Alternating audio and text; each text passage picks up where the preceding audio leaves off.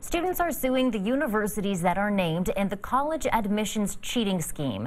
The students were rejected by some of those schools, including UT Austin, and say they didn't get what they paid for when they applied for college, assuming the system was free of fraud. One of those students applied to UT Austin. KXAN's Alyssa Gord breaks down how this lawsuit could impact students who have applied to UT. With a growing number of applicants, getting into UT Austin is becoming harder and harder. Now only those who graduate in the top 6% of their high school class are admitted. Well, it's extremely competitive. 75% of the admitted freshman class are auto admits. The university is only looking at accepting 25% of their class in a holistic review. Vicki Ross knows she went to UT decades ago. Now she counsels students on how to do the same. In the last 15 years, I feel that UT has really stepped up their game in doing that holistic review. I see a lot of students that are not auto admits get accepted to the University of Texas. In 2015, the entire UT system approved a new admissions policy for all their schools, including UT, designed to ensure fairness and that no unqualified applicants be admitted.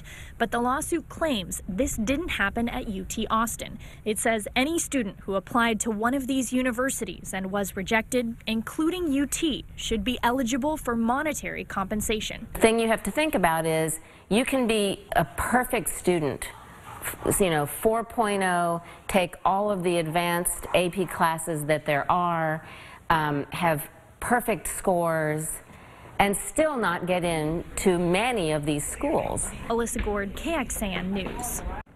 We reached out to UT Austin about the lawsuit. Representatives say that they were outraged that parents, outside actors, and university employees may have committed fraud surrounding admissions at universities. They also say that the actions alleged by federal prosecutors against one UT employee do not reflect UT Austin's admission process as a whole.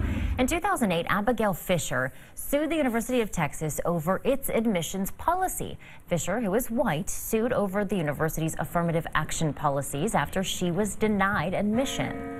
She blamed discrimination. The Supreme Court first heard the case in 2012, then again in 2015. And just last year, the Trump administration asked schools not to consider race when it comes to admissions. At the time, the University of Texas told KXAN it was committed to its admissions process after it was upheld at the Supreme Court. So what does the UT admission process look like these days? The director of admissions at UT from 2009 to 2014, Kedra Isop, broke down the process in court documents related to that affirmative action lawsuit.